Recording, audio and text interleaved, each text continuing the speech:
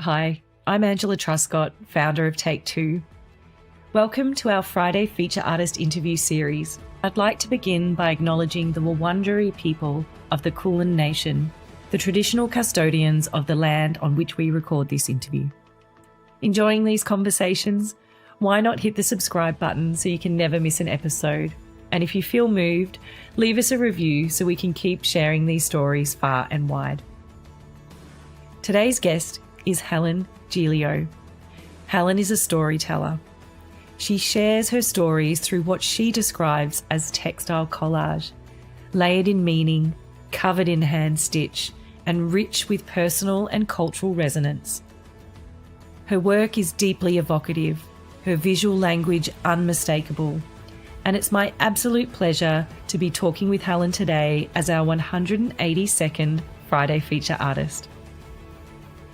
In this conversation, Helen shares her background as an art teacher, her lifelong love of textile collage, and why themes of women's work and motherhood are so vital to the narratives we tell through art. We're living in what Helen describes as an information storm, a time where we are consistently surrounded by noise and distraction. Helen will share how she quiets that storm through the rhythmic, meditative act of hand stitching, a process that allows her to focus on something beautiful, meaningful, and lasting.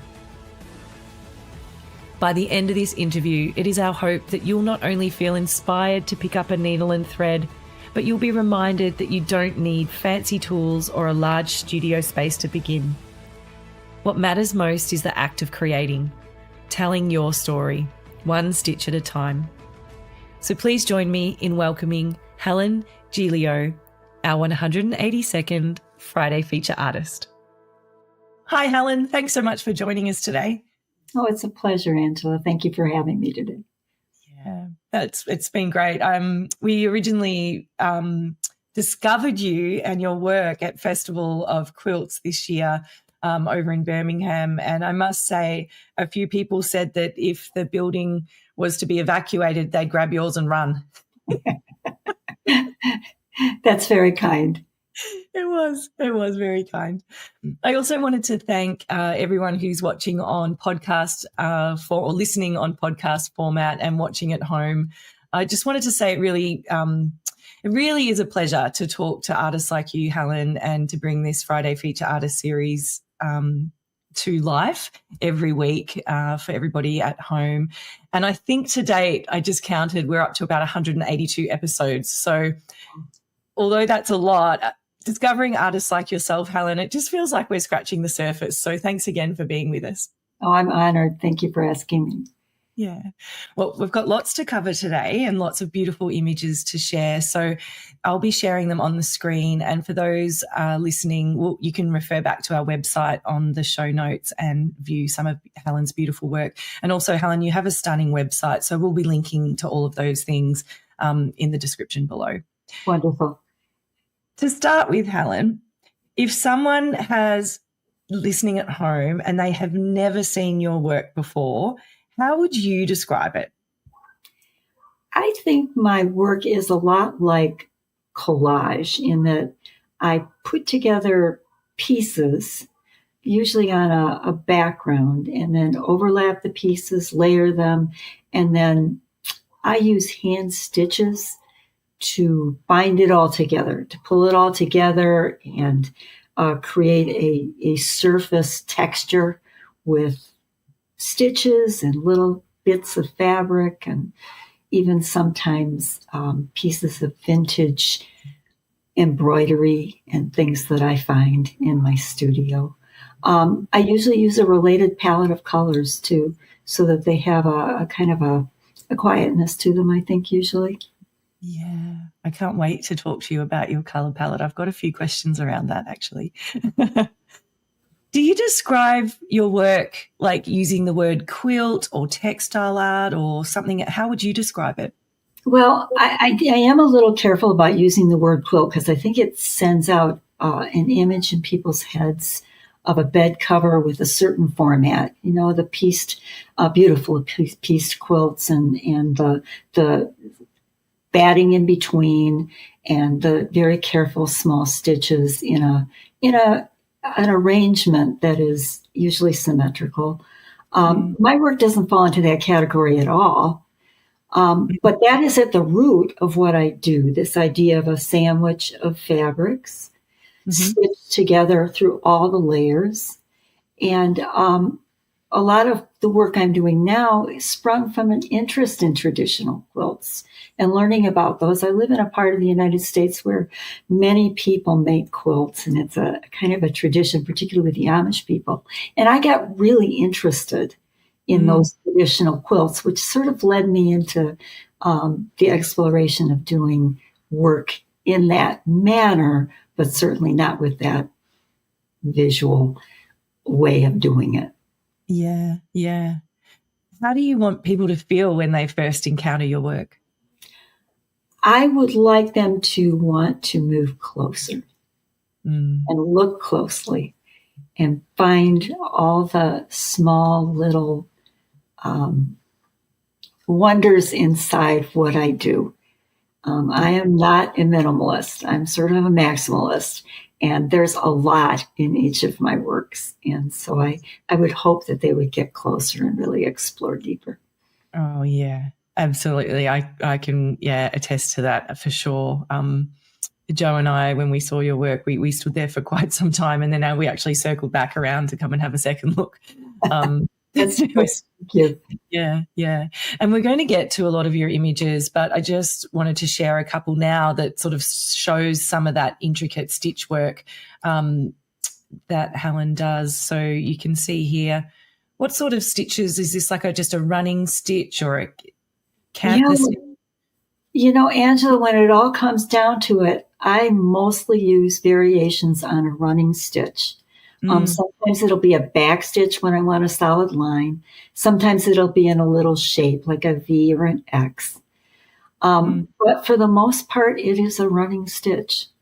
Isn't that beautiful, like the simplicity? And I always think there's this beauty in repetition as well, like something that's been repeated hundreds of times. There's such harmony in it.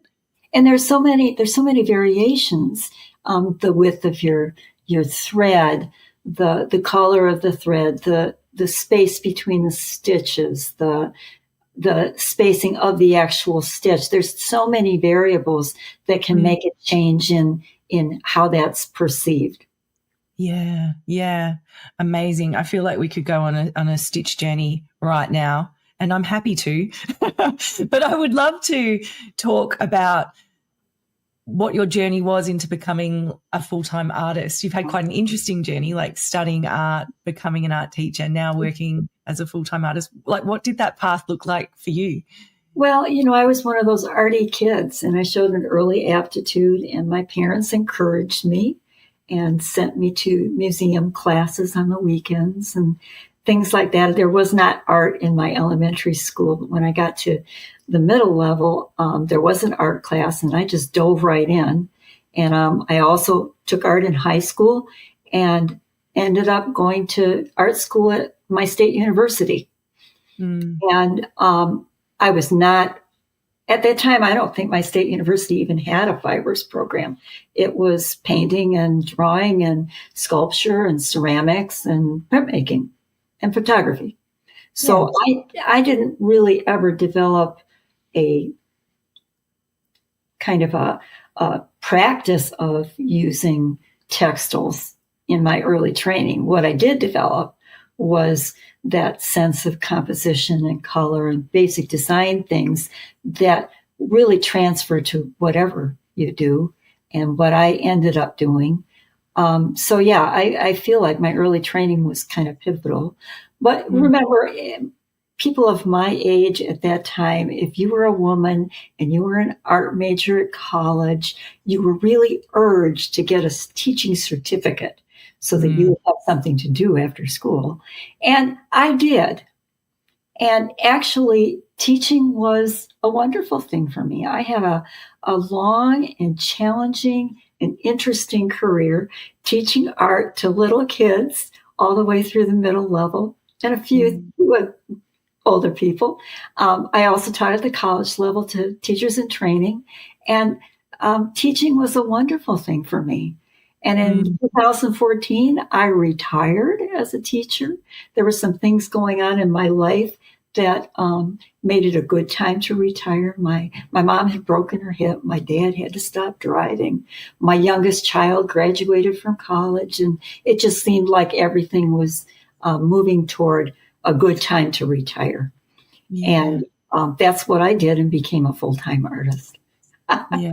I did. I became a full-time artist. I'd been working with fibers for probably a few years up to that point. I'd been working mostly in felt because I didn't have to worry about turning edges. I was still thinking with the brain of traditional quilt making. And so Yes. I've been doing a lot of stuff with embroidered felt. And I discovered an artist named Jude Hill who was mostly online. And she was making artwork by just putting fabric on other fabric. No turned edges, no applique, anything like that. And I thought, I could get away from felt and start doing this. Because, I kind of had a realization. What I'm making is art, not something that is going to be used as a bed cover. So it doesn't have to be washable. It doesn't have to have neat, tidy seams. And that kind of opened up a whole new chapter for me. Yeah. So I ended up kind of putting together a mobile studio. I was moving back and forth to Detroit, taking care of my parents. Every couple of weeks, I'd go for 4 or 5 days. And I'd take my stuff in a laundry basket, kind of my studio, and just kept working. Yes. And I have to tell you that I had some early success, and that was very validating. One of my earliest pieces was accepted in a large show in California, and that same year I had a piece accepted for Quilt National. I was a newbie. I had never entered anything like this before. And so I had this early success, which was really validating. Yeah. And helped me feel confident enough to keep going. And I've just been going ever since. Yeah, good on you. Congratulations, Helen. Thanks. It's such a great story. And you can tell that you would have been such a passionate and well-loved teacher. We were just having a conversation with another artist we were working with who's also a teacher and has just moving into his retirement. And we were discussing, reminiscing about the teachers that we loved the most during our primary school and high school years. And we all had one or two, and I bet that you are one of those for a lot of your students as well. So I loved teaching. It was a great thing for me. Yeah. Yeah. You said something when we met earlier that you, in the curriculum, it's very important for the student to see themselves reflected in that curriculum. What did you mean by that? Well, I kind of go back to when I was in university in the 70s. We didn't really we did Renaissance to modern and classical, but we never saw any work by women artists. Certainly no deliberate or in-depth study of African American or Hispanic artists. We certainly did not delve into any untrained artists. And when I started teaching, we had a curriculum that was adopted that was full of these images from all over the world, across time, across cultures. And I was able to show those things to my students and learn all about them myself. I also had a wonderful opportunity for a National Endowment for Humanities grant to teachers to take an in-depth study one summer about African and African American art connections. And many of my students were African American, and it really offered me an opportunity to show artists that I had recently been introduced to that I thought everybody should see. And so we, as a school and as a separate classrooms, just kind of took off and learned all about Jacob Lawrence and Faith Ringgold, and that particular seminar that I did that summer kind of shaped a lot of how I taught in the future, making sure that students were seeing images of art and of people that looked like them. Yeah, that's so beautiful. I think that's the one thing that I love about the internet is that a lot more art is more accessible to all of us to be able to go and delve deep into, like, we're not just restricted to sort of like the old school art books and maybe outdated curriculums. The women artists, half the world. Exactly. I've got a beautiful book, actually. I left it upstairs because my daughter stole it. She's studying art, fine art at the moment. She's majoring in oil painting, but she's doing an essay at the moment on a fiber artist, and I happened to come across it.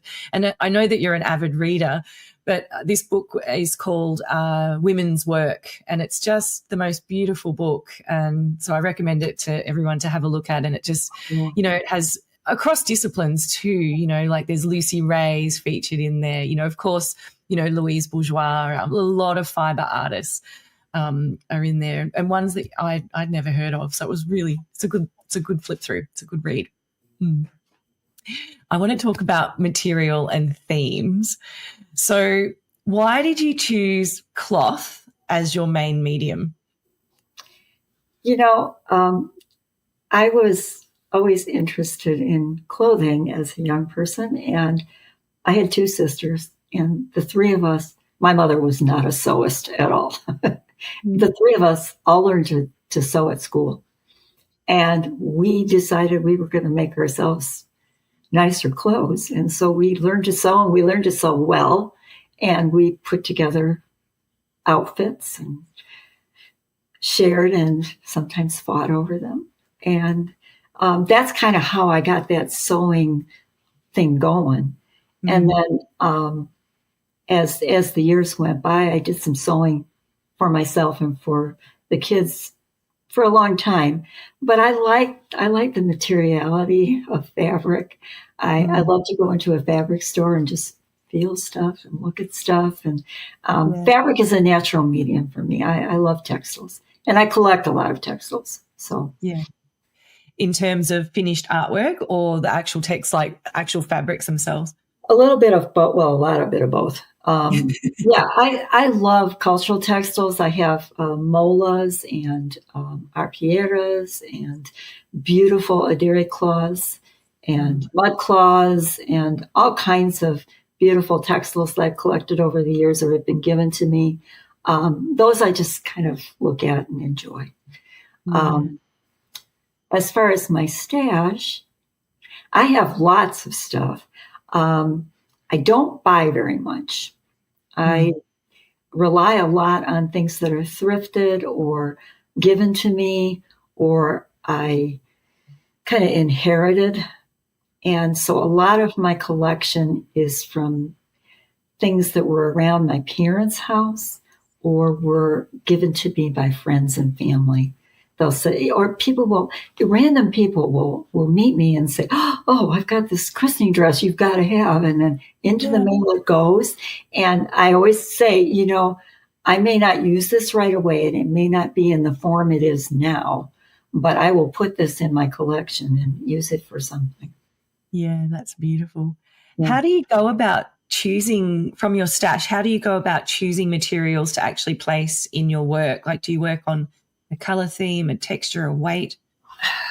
A lot of it will depend on the kind of the theme I'm going for. And then I will go through, I have kind of a closet that has open shelves that I can kind of look at.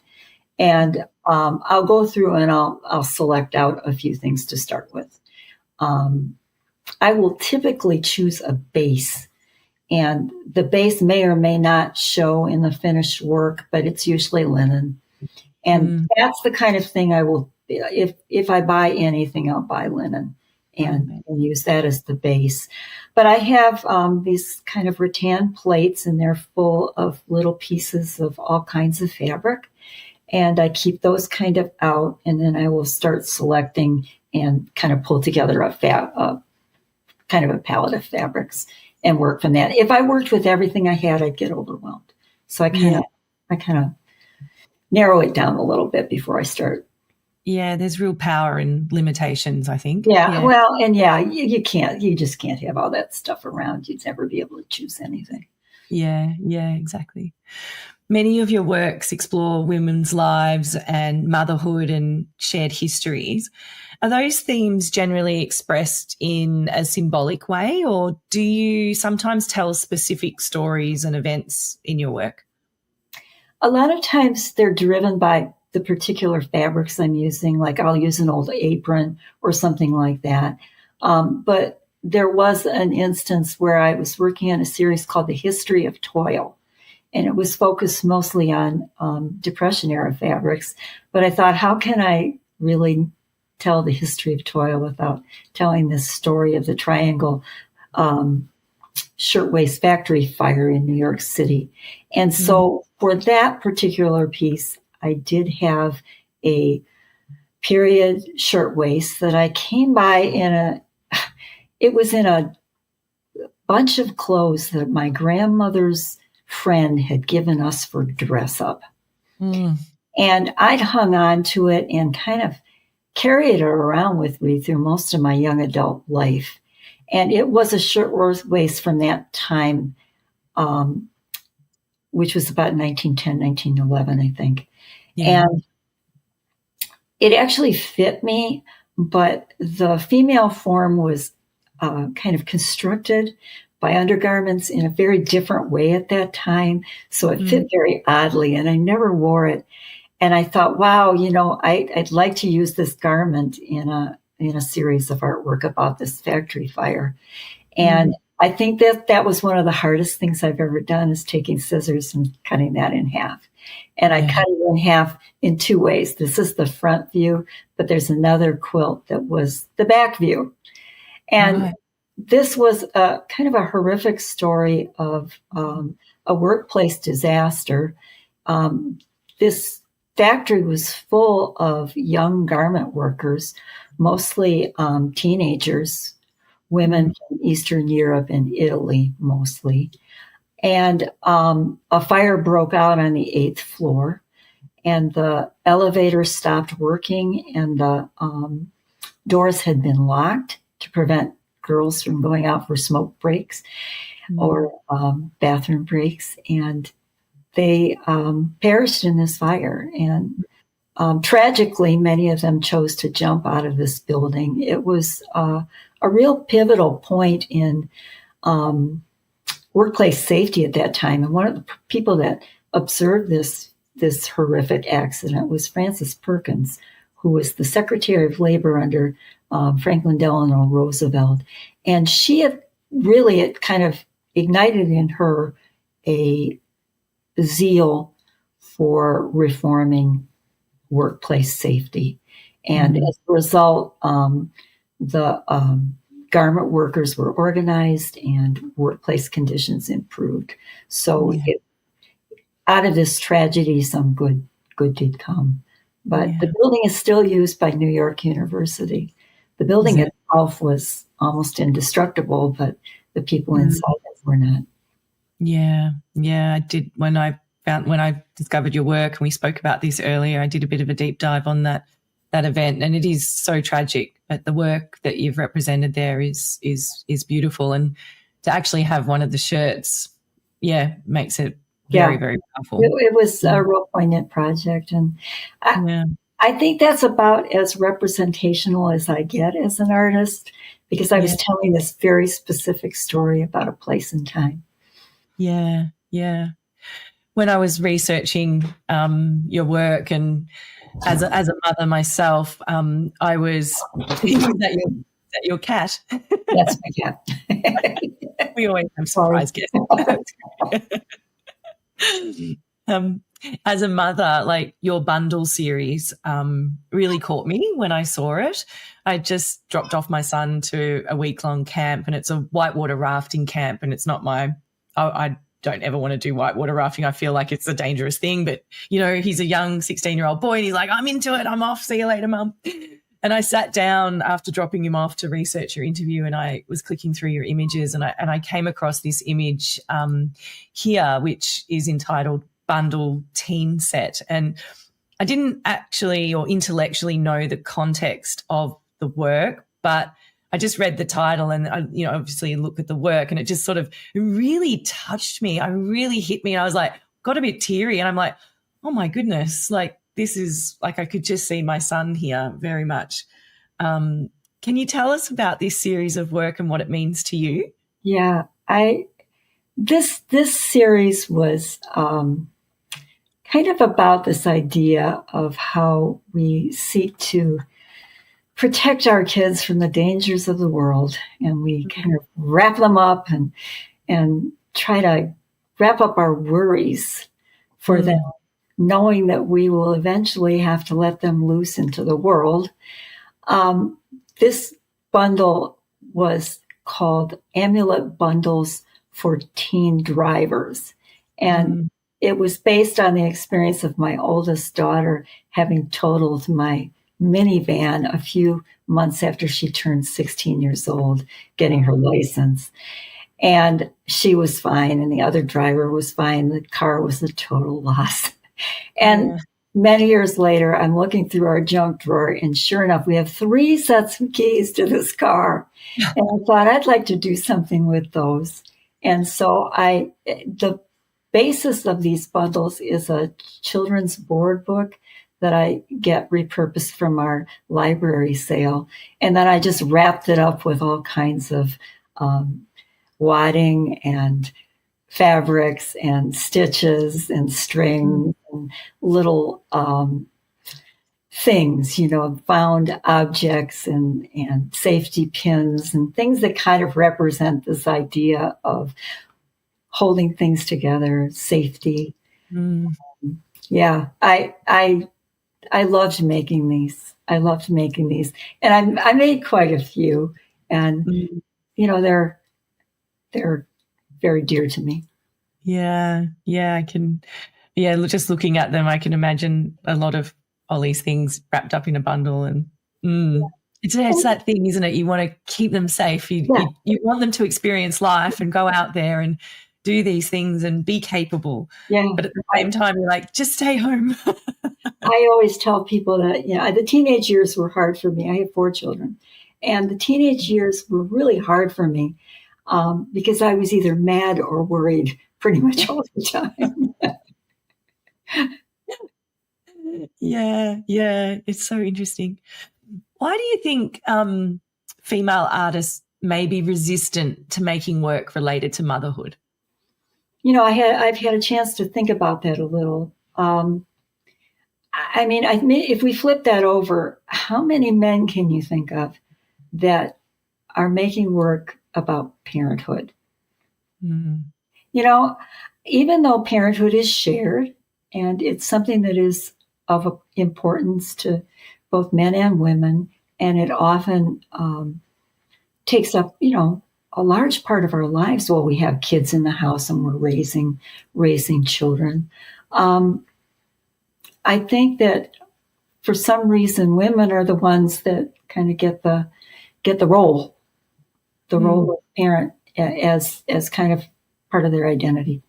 And I think that maybe part of that is that women that want to be taken seriously as artists are worried that themes about motherhood might be seen as maybe just not in keeping with that idea of the professionalism of an art practice. I didn't feel that way when I was making these or some of the other work I made about motherhood. But I think that there is that thing. Yeah, a bit of a stigma to it, maybe. Yeah, or just not wanting that to be the reason that you're making art. I don't know. Yeah. People have written things about this. I've read some articles and done some thinking about it. I I wish that motherhood was an issue that people felt really very comfortable including in their artistic ideation. Yeah. Absolutely. Yeah. Especially when you see work like yours as well. I think that it doesn't, themes about motherhood can be quite sophisticated and represented in a really contemporary way. Yeah. Yeah. Maybe that's another thing. We don't want our art to be sweet or sentimental. Mm. Yeah. Yeah. Yeah. There's a lot of layers there, aren't there? Yeah, exactly. Yeah. I'm thinking back to a lady you might know, Wen Redmond, another renegade quilter. She likes to call herself. And she did a beautiful piece when her children left home, and it was a nest, like an empty nest. I know that piece. Yeah. You do know that piece? Beautiful. Yeah. That was beautiful. Yeah, really beautiful. Quite touching too, like you did feel that bit of a hole in your heart. So yeah, can be done, people, can be done. Let's encourage people to do it. Very special being a mum. Okay, before I get teary, mind maps. You've created a series called Mind Maps, and I just loved how you described it. And if you don't mind, I'd love to read your little paragraph that you've written about what a mind map is.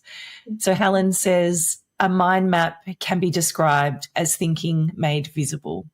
By pulling a threaded needle through cloth, each stitch helps me organize my thoughts, see connections, and make sense of the world. It's such a powerful description. Oh, thanks. Thanks.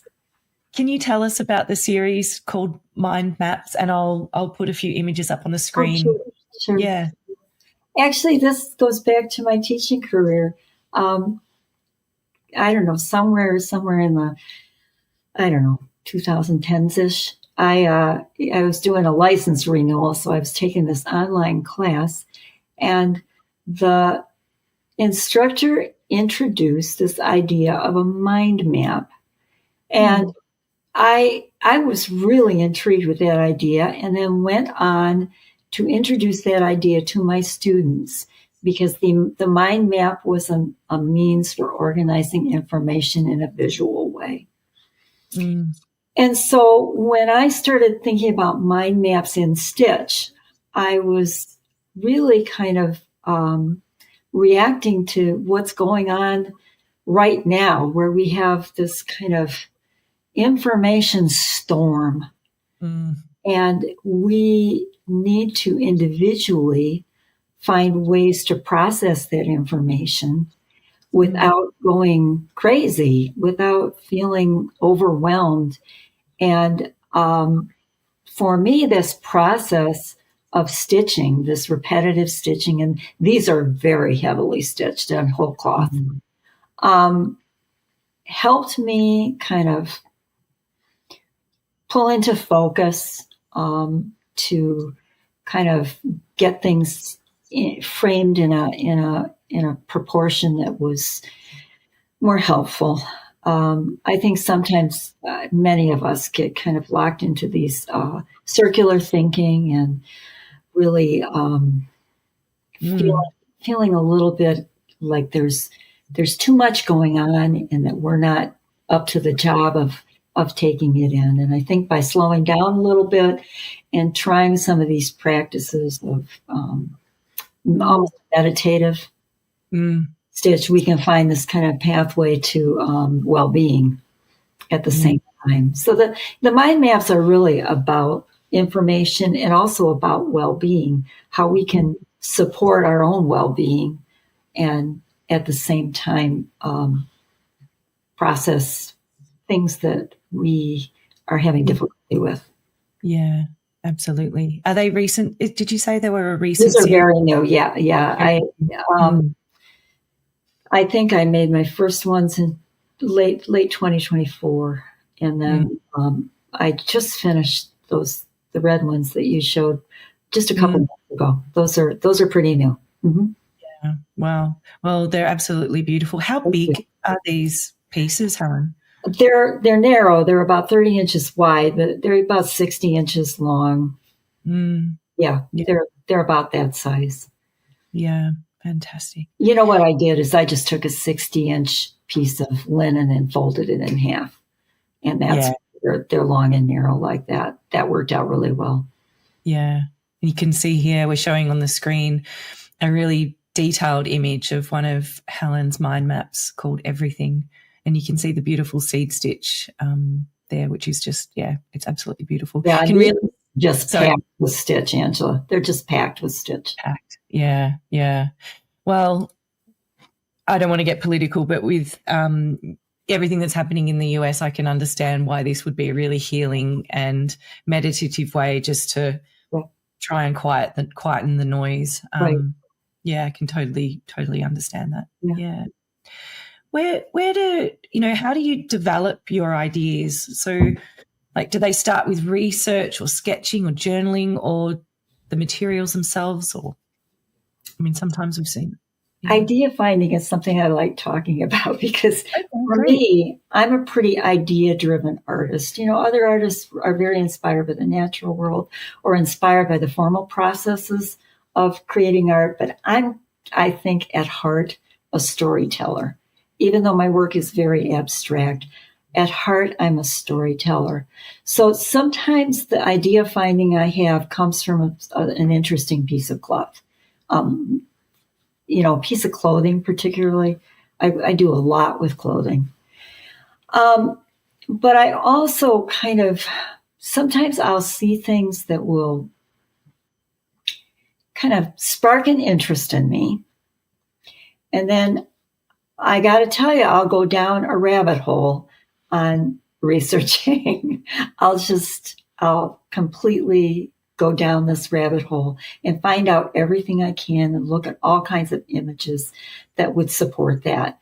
An example is that earlier this year, I did a series of kind of portal works in wool that were called Wayfinder, Finding a Way. And I thought, well, what if I used a labyrinth image in these artworks? Well, can you imagine Googling labyrinth and all of a sudden I'm on this weeks-long journey of reading about the history of labyrinths and looking at labyrinths and trying to figure out how to make labyrinths and then translating that into stitches. That's a lot of what happens to me. I get really interested in something and I just kind of develop that. I like to work in series for that reason because I think good ideas are hard to find. And so when you have one, you want to explore it more fully than just one piece. You want to go back to that point where you make a decision to go this way and the next time go that way and kind of pull together different options within that same line of thought. So I almost always work in series. If you see a one, it's because it was an idea I didn't think was the one I wanted to keep going with. Makes sense. I just wrote that down, like good ideas are hard to find, I think. So when you do find one, do a deep dive, go in there, like follow that train. Yeah. And then explore a little more. Yeah. Some of the work I did in the pandemic was around women's PPE, the idea of personal protective equipment. Yeah, and right. So I made these like armor-like forms. And same thing. I went on this journey to find out all about armor. And that, I'm still looking at some of those things. Yeah. Is this one of those images there? Yes. That's women's PPE. That's a breastplate. And this is life size. And it was made on a linen tea towel that I embroidered and then shaped. This is where my dressmaking experience comes in. I kind of use that typical bodice form. And then I formed this over like a plastic T-shirt form from like a department store and used a fabric stiffener to get it into this shape. Yeah, wow. This was so much fun. I did these in the backyard during that first summer of the pandemic, and I think I made 15. Wow. Are these two part of it too? These are later. These are from a series called Her Armory, which is felted armor. And these are made entirely of wool.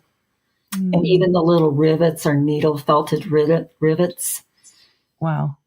Yeah, beautiful. They're really powerful. Just looking at them, even if you didn't know the name of it, you instantly know that that's women's armature. You just get it. I picked up all this lingo. Brigandines. I didn't know what that was, and I picked it up through my research. These are brigandines. Yeah. So great. Who knew? Yeah, you knew. So there you go, people. A hot tip from Helen, grab that good idea and don't let it go until you've fully explored it. How does the family cope when you're in a deep dive, Helen? Do they know just to leave you alone? It's just me and my husband and the cats here now, but the cats sort of move in for attention. Come on, give me some attention. Or they plop themselves right down on what I'm working with. Yeah. Yeah. It's nice, it's nice to be able to have that time to do that deep research and allow yourself to have that time. Because one thing that I find is that, I'm constantly, as you said, like in an information storm is a really good way to put it. But there's lots of things coming at you all the time, and then you're constantly moving on. But it's just, I don't get jealous. That's not the right word, but I'm really proud of people who can sit down and actually go, no, I'm focusing on this, and then the rest of the world can go away, and I'm just going to go and focus on this. I want more of that in my life. So, yeah, beautiful. Thank you for sharing that with us. Composition and colour. Like when it comes to composition, how do you begin building a piece? Like, do you plan it out, or does it evolve as you work? I rarely use a sketchbook. Rarely. Sometimes I'll explore kind of an idea. I made a series of artworks that were triangular in form. And for those, I did a little bit of sketching just to kind of get that idea kind of under my belt a little bit, getting outside the rectangle. But yeah, I think one of the reasons I like working the way I work, remember I compared it a little bit to collage earlier, is I can place things and kind of audition shapes and things without committing right away. It's not like when you're painting or where you're cutting something. I can kind of arrange things and then take things off and put things on or cover things. And so that gives me a lot of flexibility. And that's typically what I do. I'll start with the base that I'm going to be working on and then start laying things in. And then, of course, the whole time I'm thinking that the stitches are also going to be part of that composition. So I'm thinking about that. But I usually start with the fabric. The fabric pieces first. Yes. And this is a very easy way for me to kind of do some of that trying out using fabric, because pretty much anything you do can be undone. Yeah. What about color? Like, how important is, because your work, I love the color of your work. It's just beautiful. But how important is color in creating a successful composition for you? Oh, I think it's key. I don't consider myself a colorist. I have a lot of trouble with color. And that's why I think if you kind of do an overview of my work, you're going to see that a lot of it is a similar color range. I almost never use green. I don't know why. I have a beautiful garden. I love green. I almost never use it. Same with purple. I don't use it much. I think that I kind of, and part of that too is what I've collected. I've got some things, and I do some dyeing to change the color of things for sure. But I think color is the thing I struggle with the most. Really? Yeah. I'm really, and that's one thing that you kind of have to do. You do have to have sort of an idea in your head about how the colors are going to work together. And, I've had pieces that I've bailed out on because I didn't like the color. Yeah, Not that often, but I've bailed on some things. of course. Yeah, absolutely. It's like that pyramid, isn't it? Yeah, We only see the top of the right, pyramid, right? No one ever right, sees what's right, yeah, exactly. exactly. One of the pieces that like I go back to look at it a lot this week was your mind map called Thinking Full. And if I can just indulge a little bit here, Helen, if you don't mind, and share with you like how it grabs me in terms of like color and composition. Like at first, I'm really drawn to the white upside down U in the middle. And I'm not saying it's white. To me, it's white, but it might be cream. Like that to me is like the entry point into the piece, like the if you want to use design terms, like that's your focal point.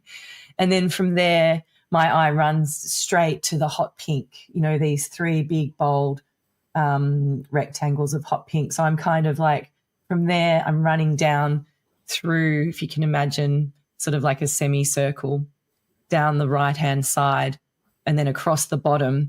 And then what I love about this is that it's so subtle, but without it, I don't think the piece would be as successful, is if you've gone down from the middle, you've gone around, and then your eye shoots straight back to the top, and there's a tiny, tiny accent circle of the same hot pink color. It's minute from where I'm sitting. But that, to me, without that, if I took my finger over it, you get stuck at the bottom of the piece. But just by how you've linked the color and then you've put this tiny little dot at the top, and then what that allows me to do is my eye rests at the top then, and then I start going, oh my gosh, look at all the little details. And then I come back in through the lighter stitched areas down the right-hand side, and I pretty much do a loop again, but it's a smaller loop, and where you've repeated the symbols, and then you come back up with really subtle light stitching. So I'm constantly sort of on this loop in this piece, but having also the dark underneath that little pink spot at the top there also allows me to exit the piece. So I just love it. I'd like to buy it. Thank you. That's exactly how I would like people to approach my work, particularly these. There are some thinking routines, and this idea of traveling through and following paths and crossing back and then heading up.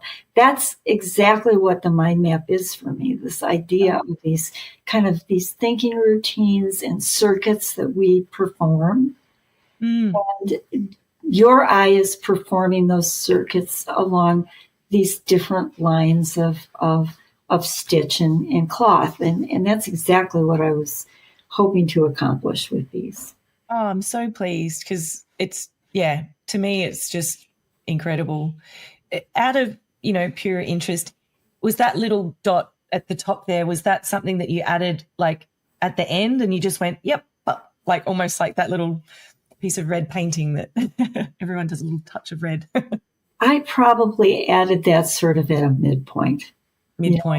Because I knew that the pink areas were going to need to have a bounce back point at some point. So I probably the pink parts were the first things I put in this one were the white, and those are printed on. Those are printed with just some craft foam shapes with textile paint rolled onto them, and I printed those shapes, and I did that randomly and kind of worked with what I had. And there are a few that I cut out and covered up. We won't talk about those. But those made really pretty interesting areas of that, too. So, I in many ways, I was working on it the same way you were thinking about it. I was kind of going through this circuit and then heading back up and then exactly. Yeah, yeah. That's just beautiful. Yeah, congratulations. Well, thank you. Yeah. You work really slowly. I don't want to ask a boring question and say, how long does it take you to work on a piece? That's okay. Yeah. I spend about a month on each piece. Do you? Yeah. What is a typical day? Well, you know what? That was one thing that happened to me when I retired. People said, "Oh, what are you going to do?" I said, "Oh, I'm going to be an artist." And then I think I really wanted to avoid a situation like school where, I was sometimes seeing 600 kids a week, and I was seeing them every 35 minutes, and I had to have them out of the room, and then the next group coming in the next 5 minutes. Everything was on the clock. I really had to be on top of my game schedule-wise, right? Yeah. I had responsibilities. I had to go out and do bus duty or breakfast duty or whatever. And so I promised myself that would not happen to me in my new life. So I did not sign up for volunteering this and that place once a week or anything like that. I said, I'm going to use my time in ways that are working for me. So I do some volunteer work, but it's based on what time works for me. Because if I'm working on a series of artwork, that's what I'm doing. But I don't say to myself, oh, you've got to do something every day. You've got to be sewing something every day, or you've got to work this many hours in the studio. I don't do that, because I think that for me, it works best to have that balance of when I'm really in the zone, I'll spend lots of time in the studio. And when I'm thinking about stuff or doing my research or things, I need some downtime to just kind of let it marinate. Yeah. Yeah. Also, I have a life, I want to take trips. I want to, take a walk. I've got a life. Yeah, exactly. 5 grandkids. Right. 5 little kids I'm seeing. Yeah. That's so beautiful. I love that, Helen, allowing yourself, a discipline, but freedom is really, really great. Yeah. But each piece takes about a month, and I make 8 to 10 pieces a year. I'm not a really, I'm not in a mode where I'm making lots and lots of work. I'm not.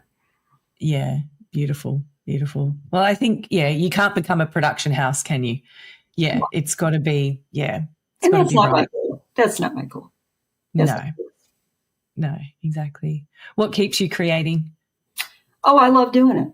I love doing it. I love sharing what I'm doing with other people. Yeah.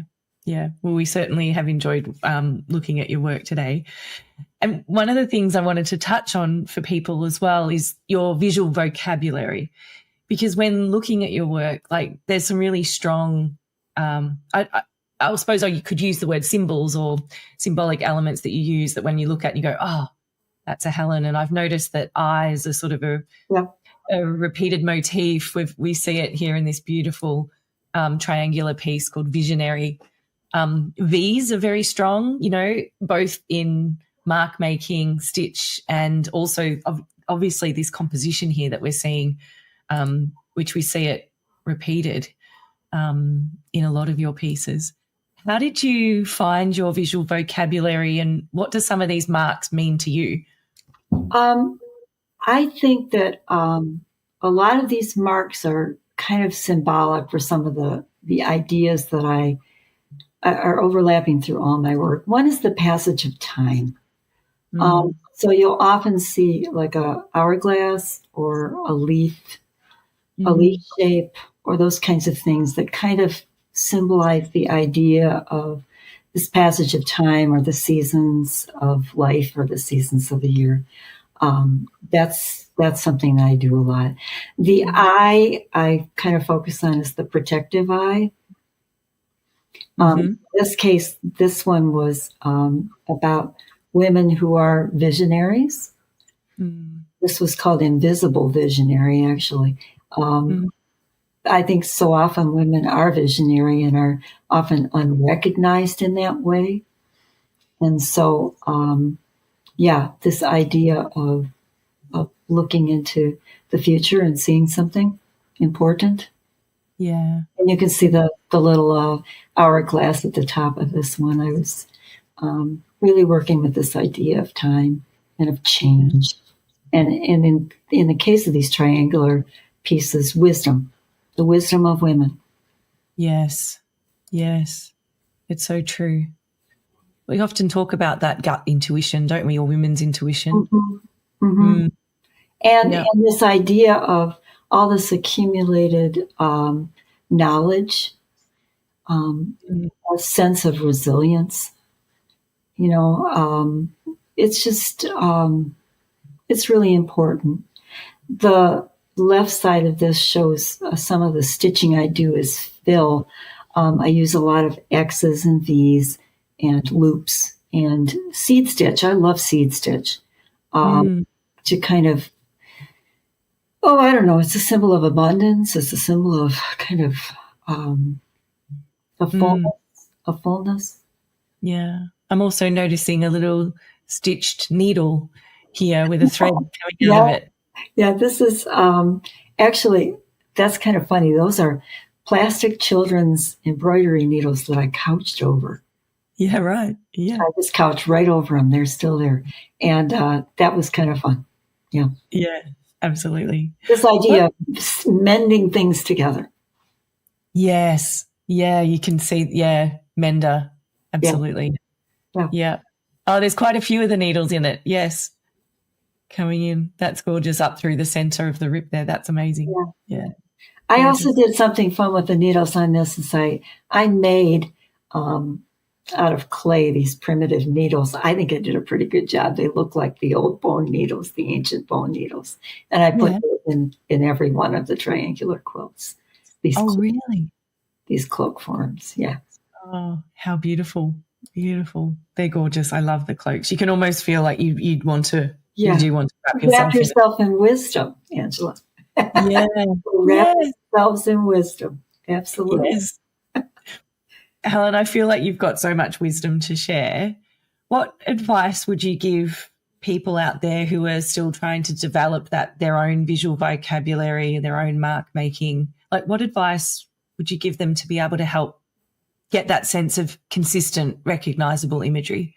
Yeah, I think that what you need to do is you need to just kind of relax and do a lot of sampling, sewing a lot of stuff, and almost without thinking about it too much, and see what kind of pops up from the subconscious, or what forms are you drawn to, what looks like you.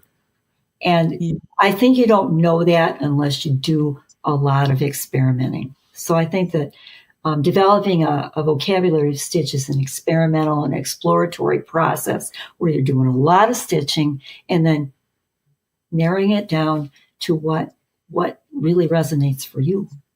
Yeah, beautiful. What stitches you can do. Why fool around with stitches that are tricky? Bullion stitch? Hard to do. I don't know what that one is. Tricky. Don't forget that one, Ange. Stick to the running stitch. Exactly. Yeah, we do try and get overcomplicated, don't we? Yeah. And sometimes it's good to use something that is a challenge for us. But, Yeah. It's nice.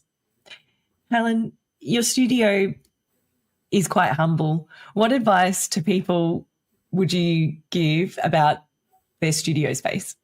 Well, this is something I asked Angela if we could talk about, because in 2014, when I retired, I didn't have a studio. And I realized that if I wanted to be a full-time artist and still take care of my parents and do all the other things I needed to do, I needed to just start sewing. And so I basically use a 7x10 sort of mini bedroom, and in it is a table and a chest of drawers. And there I am at my table. It is painted yellow, which just gives me a little bit of a lift.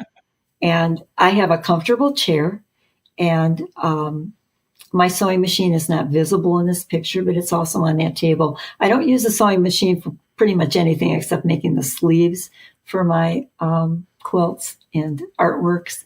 But this is my spot, and I've got good lighting in there. It's really, really nice in daylight, but I also have a good lamp, and I just kind of nestle into this small space and work.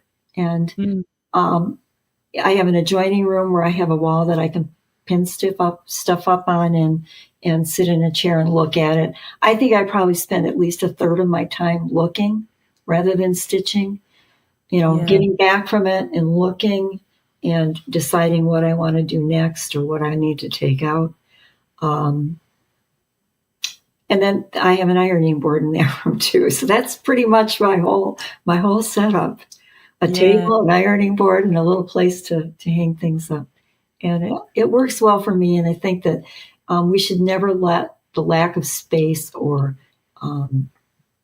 involved and exciting equipment keep us from just diving in and getting started. Yeah, 100% agree with you. When you're working, do you ever listen to music or have a podcast on or like? Yeah, I'm a big audiobook fan.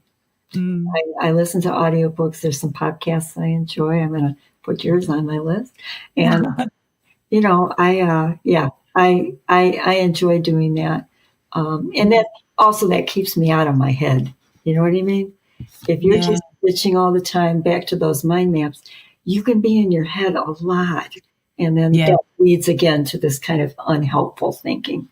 And I love reading, and I read as many books on audio as I do in paper. Yeah. Just one question I thought of, Helen, before we wrap up. Like, with the amount of repetition and the stitching that you do and the hours that you do, how do you look after your hands? Like, do you ever get sore hands or any type of RSI from all the stitching, or is there exercise? Like, I'm going like this, so are there exercises that you do to keep your hands working? I don't. That would probably be a really good idea. I do yoga a couple times a week, and he does have us do some wrist things. But so far, I haven't had trouble with my hands. I worry about that. And if it comes to that point, then I think I can still find ways to be creative. But that sewing machine will probably come out more. Yeah, exactly. Mm-hmm. And you've got your beautiful garden too. I had to share a picture of this. Of your flowers. They're just beautiful. And I don't use my garden for inspiration for my art at all. It's like another part of my art practice. I love that. Yeah, absolutely. Helen, it's been such an honor to talk to you and share your gorgeous work with the world. I wish you all the very, very, very success and hope to meet you in person one day. Yeah. As we said, we're heading up to Chicago. You're based in Illinois as well, so we'll hope to catch up and meet you in person. We do finish our segments with a little we finish our podcast and our interview with a little segment we like to call Every Artist Must. Are you happy to play along? Yep. I've had time to think about it a little bit. Okay. All righty. Every artist must learn to trust their own judgment and their own eye. And every artist must believe. I think every artist must believe that what they're doing is important and has value. That's gorgeous. And every artist must avoid overthinking. I think that's a real trap sometimes. Absolutely. Yeah. And every artist must choose. I think we must choose to take risks sometimes. I think that we must choose to kind of go out on a limb, try new things, try things in new ways, meet new people, do new things, join communities of people. Yeah, absolutely. Yeah. I love meeting new people and just getting an insight into how they think and what makes them tick, you know? And that's what connects us in our world. Yeah, exactly. Yeah. And every artist must create. I think every artist must create the art that they want to make. I don't think we should allow other people to give us preconceived ideas of what we want to do. If we want to do it, let's just do it and create that. I love that, Helen. Thank you so much for joining us. Oh, this was so much fun. I so appreciate the opportunity to talk to you today. Yeah, absolutely, Helen. And thank you, everyone who was listening in on YouTube or on podcast format or through Facebook. It means the world. We got an email the other day from a lady whose husband often comes into the lounge room and says, "Oh, you're sorry to interrupt. You're just listening to your fiber ladies on the TV." And it just warms my heart when we get little snippets like that of, of our listeners' lives, of our audience, of our community, so it's lovely. So if you have a little story for us, feel free to email it. We share it amongst the team, and it just warms our hearts and keeps us going. So 182, Helen, and yeah, we're on our way to 200, and who knows from there. Yeah. Well, thanks again, Helen. We'll see everybody in the next episode. Bye for now.